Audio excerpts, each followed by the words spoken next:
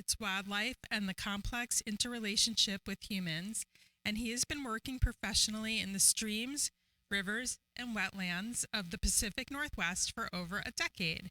He is the co-founder and executive director of the Beaver Coalition, as well as the foremost authority in mitigating beaver conflicts with human infrastructure in Oregon through his company, Beaver State Wildlife Solutions. Formerly, he worked for the Washington Department of Fish and Wildlife, the Bureau of Land Management, and the Applegate Partnership. Let's welcome Jakob Shockey. All right, good morning. So I'm coming to you from a mountain range that runs east-west, which is kind of unusual on the West Coast. It's a mountain range that separates California and Oregon. And the valley I grew up in was called by the Tacoma people Spink, which meant place of the beaver. And you can see in this photo, this is taken from the headwaters. It's like, where's the beaver habitat? But these were the drainages that then went down to what is now called the Applegate Valley. And it's a system of rushes. When we moved to the area, one old timer said, "Welcome to poverty with a view." And but these hills have gold, and this valley's been worked over by gold miners. Excuse me. But before the gold miners, the first white folks through here were the Hudson Bay Company beaver trappers, and they were on their fur desert campaign. They wiped out every fur bearer through this area. Those beaver that were sequestering water for millennia were also sequestering gold behind those dams. Those big flat fertile valleys had been catching the gold that came out of these hills, and so then this valley was worked by miners, and now you'd never know it was the place of the beaver. We have the same kind of straight stream going through the valley and farm fields on either side. I'm coming to you from kind of a decade in the creeks. I came to it as a wildlife biologist. I've been a restoration practitioner, and I've been a coexistence mediator between people and beavers. And this talk really is for those who will have some influence in a conversation around what do we do to support beaver in a specific area. So whether that's with something like a nonprofit or a watershed council, or you're affiliated with an agency or a public land, when you've got an area and you're like, okay, what do we do? How do we bring in beaver? That's what I'm hoping to propose, because we're all here to build climate resiliency. It seems like generally we're in agreement that maybe we should have some beavers on the landscape. Great. Now what are we going to do? Maybe some BDAs. Maybe we should start a relocation program. And this is the conversation that often happens after a beaver conference, right? You go back, you're stoked. You're like, okay, I got all these tools. I went to this sweet talk, and now we're going to do something. And I'm here to kind of say, wait. And let's think about this a little bit systematically, and I'm hoping to give you a recipe for more of this, because now that you've come to a beaver conference, wherever you go back, you're going to be that beaver person, and you're going to get invited to these type of meetings, and there's going to be a lot of them, and I'm hoping to give you a recipe to successfully navigate this and get out into the field a little bit sooner. So, project planning nomenclature. This is the kind of stuff that you learn and you forget, and you learn and you forget. So let's learn it again so we can forget it. You've got a goal, right? This is what you're trying to do. You've got a strategy. This should be how you plan to do it. You've got objectives. Ooh, this is a tricky one. What are the objectives? The objectives, let's see, I even wrote, it's so tricky, I wrote it down, like what's a very good way to think about this? Specific needs for your strategy, right? And we'll go into some examples. And then tactics, oh wait, this is the thing that you're actually doing stuff. So let's pull up an example. You come to a river. We've got to get across. Hey, that's a goal. Get across the river. Goal. Strategy. We can build a bridge. We could build a boat. We could build a plane. We could build a right? These are all discrete strategies to get across the river, but you're not going to want to start building a boat and then midway through decide actually plane sounds cool. That sounds ridiculous. That's what a lot of nonprofits do in the beaver world. And it's just because it can be kind of hard to see this as a discrete thing that we're trying to see an end goal for. So first step is crossing off the boat and the plane and deciding on the bridge. That takes a little bit of exploration. So that's a process in and of itself. And when you have your strategy, okay, congratulations, now you get to move on to what are we going to do? So first first objective might be, is a bridge feasible here? Right? That's an objective. We want to determine if a bridge is feasible here. So what's a tactic behind that? Hire somebody to survey the substrate, right? So now you got a discrete task. You're hiring somebody to survey the substrate to determine if a bridge is feasible. You could also, okay, great, a bridge is feasible. What is the best, determine the best design for a bridge, right? There's another discrete objective. Hire an engineering firm to, produce 3 alternatives, right? So these are your objective and task. You can have multiple objectives and tasks. You can only have one strategy, that's your roadmap, and you definitely can only have one goal. So I'm going to work you through a version of this for beavers. And we're going to take the Cascade Siskiyou National Monument. That's one of the areas that I've been writing a beaver plan for. And so here's the goal: increase function and resiliency of the aquatic habitat in the Cascade National Monument. My hope is you can pirate this and put whatever area you're focused in, and a lot of this will be broadly applicable. Strategy: more beavers on the landscape with the ability to positively impact hydrology, biology, and biodiversity of the ecosystem. This represents many hours of Zooming. I hope you're impressed. And we determined a way to measure success. We're going to measure success in the increase in aquatic habitat area under beaver management. It's actually pretty simple. We want more beavers influencing the hydrology? Great. We're measuring area. Did we increase area on that? So here's a proposed framework, a strategic framework, right? Our strategy, our roadmap to getting to that goal. Here's a proposed way of working through that for any given landscape, but we'll keep running with the one that I'm at. So first, you're in assessment mode, and assessment mode can actually lead to deciding bridge versus tunnel versus airplane. For beaver, I would suggest first step is to assess the landscape, followed by assess the beavers, assess the people. Once you've got that context, you can flip over into doing things. I would caution you against flipping over into doing things until you've got some of that context. And then help beavers stay, help beavers fix it, help beavers find it. So this is an iterative 6-step process, and now we'll plow into each one of those. For each one of these, I've got kind of 4 ways of thinking about it. So we've got the step, we've got our objective. Let's remember an objective, specific need for a strategy. The why, this is the rationale behind our need, right? This is why the objective. And how are we going to accomplish it? This is our task or our tactic or our action. So we'll start on the first one, assess the landscape. Remember, this is the first step of our 6. So our objective here would be to understand the geographic context, right? This is both context for intrinsic potential, you hear that, but it's past and present. So what did the landscape support? What could the landscape support now, right? This is things like rocks and water. This is not, how wide is your valley? And we're doing this because we have a lack of knowledge of that. We don't know what the intrinsic potential is. So it's important to remember, we're doing something because we have a lack of knowledge that we're trying to fill. And here's the parts that we focus on, the actual doing. You can run a BRAD or a BIP model and tweak it for local context. Great. I'll give you a little example. I ran one of these. I actually ran Dept et al. For my area. And we got a pretty color-coded map that said, These are areas that are high intrinsic potential. These are areas that lower intrinsic potential. People get really excited to have these maps and then start immediately scheming on things.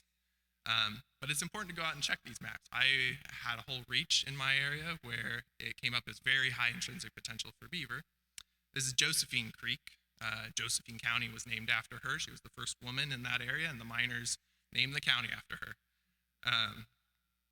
They mine this area heavily, and so you can see the intrinsic potential picked up.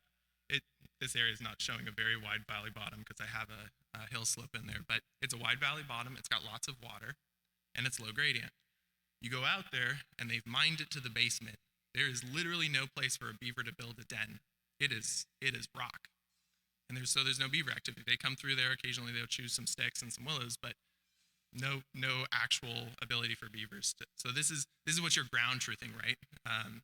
And for each one of these, I'll kind of give you an example, and these are the little quirky things you can find. So number 2, assess. You've got, okay, great. We've got kind of ideas around where they could be. Let's assess where the beavers are right now, right? Because we don't actually know. And most folks don't know where the beavers are. You've got some calls coming in, and you're like, oh, there's some there and there's some there. But we do have a lack of knowledge, broadly speaking, of where the beavers are at. So this is a simple, just get outside and go find where the beavers are at. You can structure it more or less, but the goal here is to determine what's going on in your area. Here's a shot from the Cascades of Sea National Monument, and we ran a BRAT model this time. We looked at streams with high potential, and then we're going out to see, are there actually beaver there? Sometimes you find interesting stuff. Here's one that, by all appearance, looks like good beaver habitat. There's lots of deep water, there's lots of adequate vegetation, there's lots of in-stream complexity, the gradient is very low, and you can see beaver in the area because occasionally you'll find a chewed stick. So we're walking through this area, and everyone's looking at me like, why aren't they occupying this? And they're going to be looking at you because you've now attended a BeaverCon conference. My hypothesis was born from the fact that as I started looking at these shrubs, I noticed they were heavily browsed, right? Just boom, boom, boom, boom, boom. Start asking, well, it's an allotment, and there's cattle in there all summer, right? And then you start looking, and they're not really willows. Like, these are stunted alders that have just been nipped. And then I'm looking at what the beavers are actually getting. They're going for like hemlock, which is pretty unusual. And so the hypothesis is, plants produce defensive compounds to ward off browsing, and this stretch of stream might be embittered by cattle. Cattle have grazed so much that these shrubs are just pumping out the defensive compounds to the point where it looks like food to us, but there's not actually food here, right? Okay, number 3, assess the people.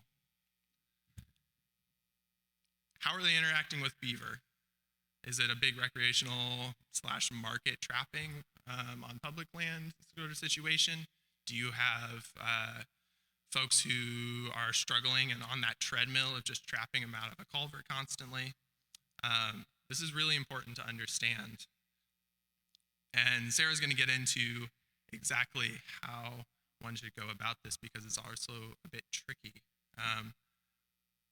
But it's really important. This is if you jump the gun on this one, then you're going to be backpedaling here for the rest of your time working with beavers. Here's an example. This is the community of Neskowin. It's on the Oregon coast. And I got a call as someone who was supposed to come in and magically solve their culvert problem. And I started with one neighbor, and then I went across the street and talked to the other neighbor, and neither of them would meet with each other because they were planning a suit over the beavers. And I said, okay, we're actually going to have to get together and have some pizza in the rain, which we did. This site is interesting because, as you can see in the foreground, where all that roughness is, that's a federal wildlife reserve. The flooded area is a much cherished community golf course. And across Highway 101, you can see kind of going up into the hill slope there, is some old timers who have some land that used to be a dairy, then it was a golf course, and now they're maintaining it in a pretty dried up state, keeping that creek in there because they have plans for development.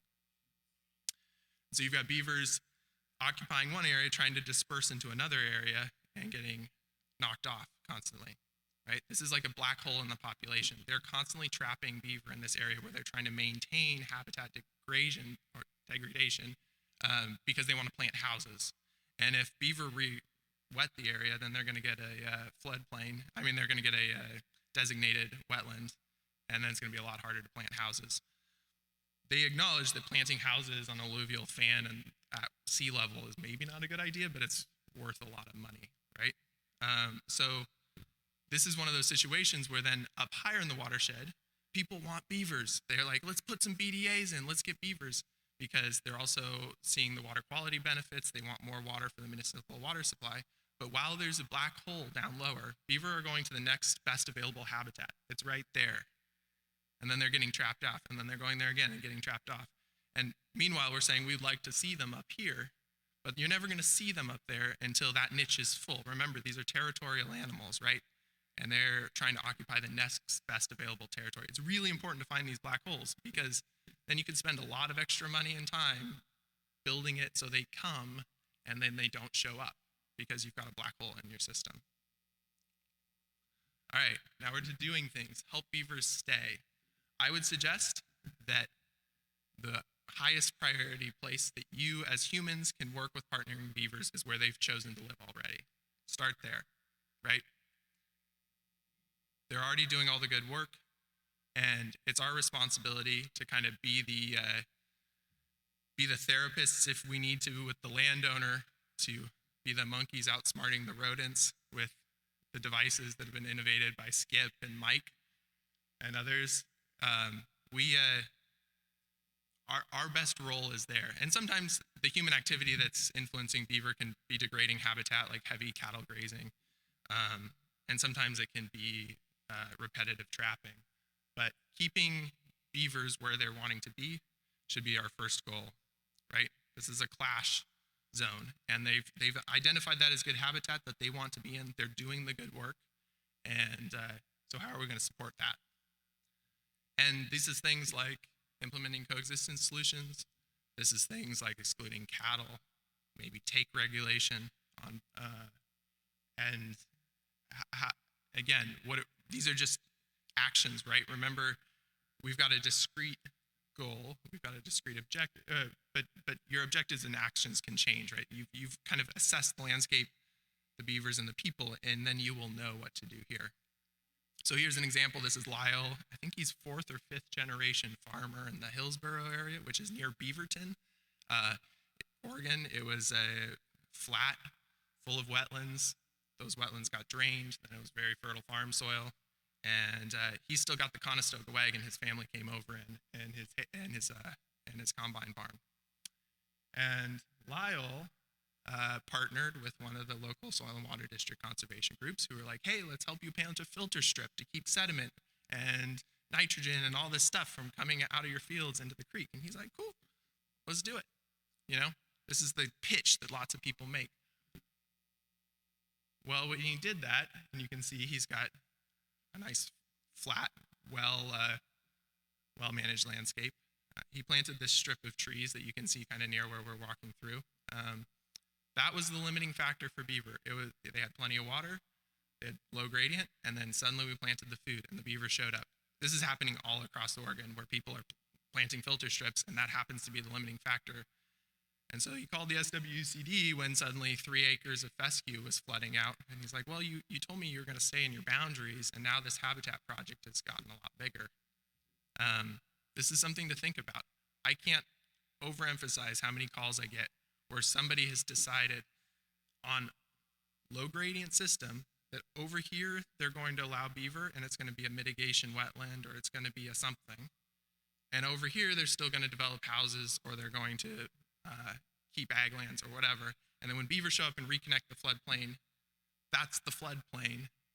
And then they're freaking out because it didn't follow that boundary. So topography, again, we discovered that earlier on, right, is important. Okay, help beavers fix it. So in this condition, whoops. We're there to, it's a degraded landscape that beavers can't quite get a toehold in, right? And we're there to address whatever those limiting factors are for beaver through restoration actions. We're there because of the degraded landscape, and the things that we can do are the BDAs, the low-tech PBR, right? This is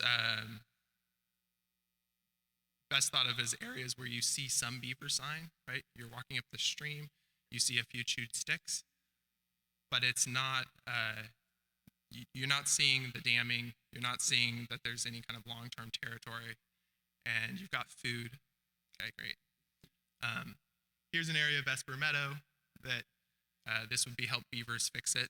This is a huge meadow kind of higher up in our watershed, and long history cattle grazing.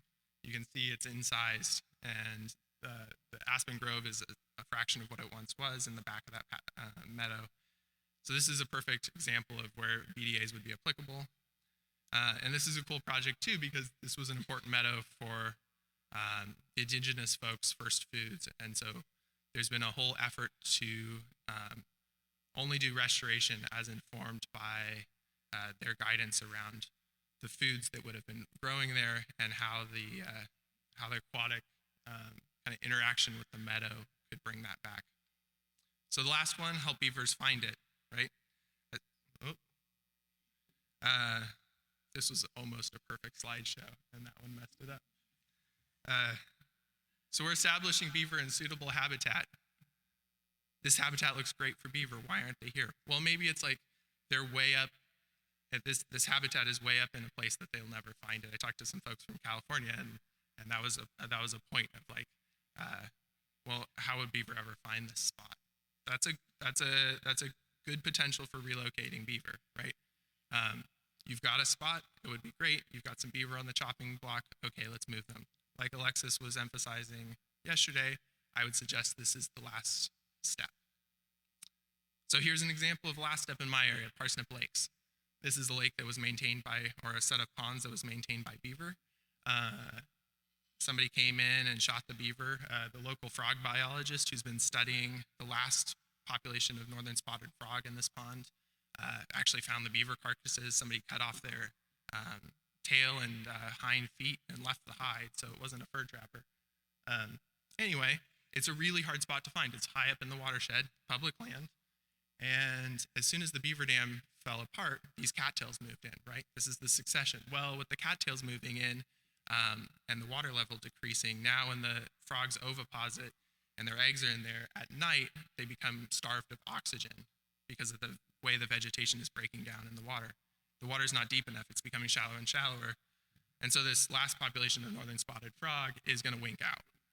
We're down to 9 mature females in this population. So there's kind of a Hail Mary effort to bring some beaver back, because it was working great until the beaver were trapped. And now we're gonna lose this population of frogs.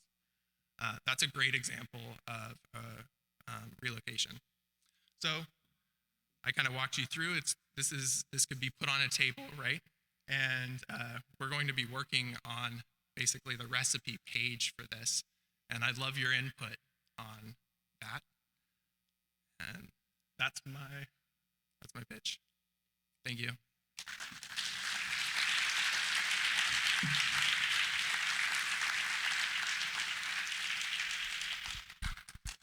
Hi, Jacob. That's great. You're doing some good work. Question on those situations where you have a landowner where they're dispersing and you've got the immediate conflict, the black holes as you call them.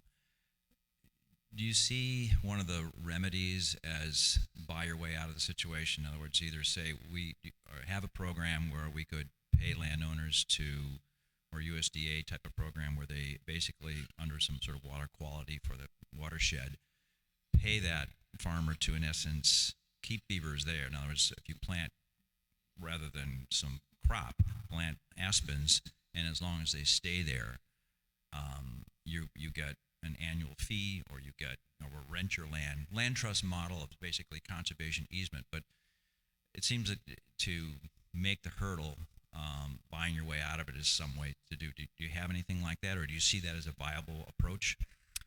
Yeah, I actually see that as one of the most viable approaches. I was actually recently pitching a similar idea to somebody who's on the UN panel for climate change around we need a program in the Northern Hemisphere that values beaver wetlands and really see this as like a retraining humans to see what ecological wealth looks like on their landscape. Right now, if you have water on your land, it's couched in the terms of giving up land if you're going to allow beaver on there, right? It's not seen as an asset; it's seen as a liability on your land. You won't be able to develop that land in the future if there's too much wetland. You know, sometimes tax deference is different. Like ag lands, it's a lot lower than if you've got wasteland or wetland or whatever the designation is in that county. We need a program where people see beaver wetlands as a valuable asset on their land. As society, we value it, right? We're all here saying we value it, but then you go talk to somebody who's farming fescue and you're like, we'd like you to give up 3 acres or 5 acres or 10 acres because we as society values this. And they're like, right? So we're already spending money on all this. We're spending billions on whichever way you want to point. If it's salmon, fire, drought, right? Knocking the peaks off the hydrograph. And we just need, and we've got all the science to say beaver do it better. It's like a jigsaw puzzle. It's on the table. We need to put the pieces together and say, okay, well, let's take some of that value and let's give it to the people who are dealing with the day-to-day reality of having beaver. I'd love to get to the point where you're looking at a real estate ad and they're advertising that this has a 3-acre beaver wetland on it because that's an asset to the property. And people are out there planting willows and trying to make it a little bit bigger. And like maybe the beaver will get over here next because they want to grow that footprint. So back to measuring success in area under beaver management, I think that's the way to do it. And when I've talked to farmers in my area, the number is staggeringly low. It's $500 an acre a year that consistently they'll say, oh, if you gave me that, I'd turn it over, right? As a restoration practitioner, that blows my mind. So I think that's where, and the big caution is it has to not swing with the pendulum, because you're asking somebody to say, okay, I'm going to permanently turn this into a wetland. We've got wetland protection, and if those folks in Nesquin let beavers in, they know they'll never get a subdivision. And so they need to be able to see there is a program that will keep paying me, and this is now an asset, right? I just invested. I was talking to a guy who does rentals, and he's like, well, if that worked, I'd get out of rentals. I'd buy degraded landscapes and plant willow and put in BDAs and bring beaver back, because then when they're established, great. I've got something that'll pay me into the future. I think it's one of the biggest ideas we could work towards. Probably the hardest too. Thank you so much for that great talk. Thanks.